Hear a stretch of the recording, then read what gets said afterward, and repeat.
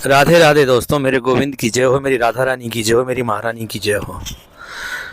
मेरे अनंत कोटि ब्रह्मांडों की कृपा के बिना आप वृंदावन धाम की यात्रा नहीं कर सकते। ये अटल सत्य है। मेरी श्री जी की कृपा के बिना, मेरी गोविंद की कृपा के बिना यहाँ की यात्रा का भाव भी, यहाँ के दर्शन का भाव भी, यहाँ के अद्भुत मनोरम दिव्य ठाकुर जी के हृदय स्थल का दर्शन का भाव भी आपके हृदय में नहीं आता, नहीं आ सकता।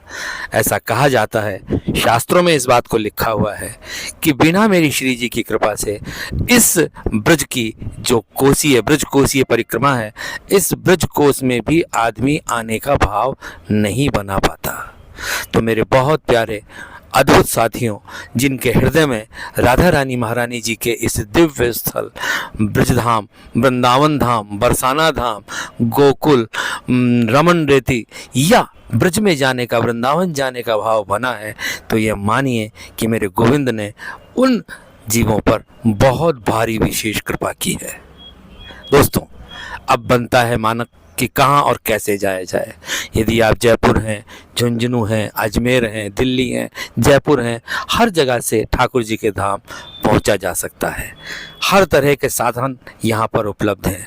आप रोडवेज से जा सकते हैं, आप हवाई जहाज़ से जा सकते हैं, आप रेलवे से जा सकते हैं, किसी से भी मार्ग को आप चुने जा सकते हैं। मैं फ़िलहाल आपको बताऊं कि यदि आप झुंझुनू से निकलना चाह रहे हैं, झुंझुनू के निकट खेतड़ी भी है, तो झुंझुनू या खेतड़ी से आप जाना चाहते हैं तो मेरे गोविंद के धाम बरसाना या वृंदावन पहुंचना बहुत बहुत प्यारा है, सुगम है।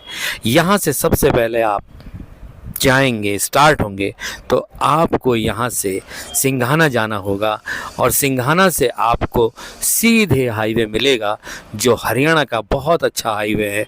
उस हाईवे से आप चलते चलते चलते चलते सीधे रेवाड़ी को भी क्रॉस करेंगे और सीधा रास्ता बना हुआ है।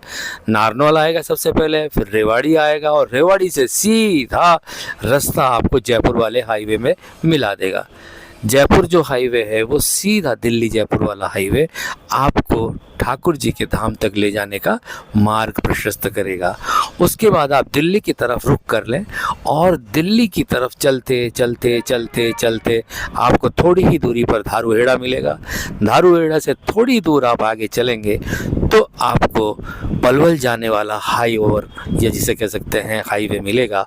उस हाईवे को आप ऊपर अपने लेफ़्ट से होते हुए सीधे आगरा वाले हाईवे पर चढ़ जाएं। चलते चलते चलते आप कुछ किलोमीटर जाएंगे तो आपको लगभग 70 किलोमीटर की दूरी पर पलवल मिलेगा। पलवल से आप अपना रास्ता चेंज करते हुए नीचे उतरेंगे।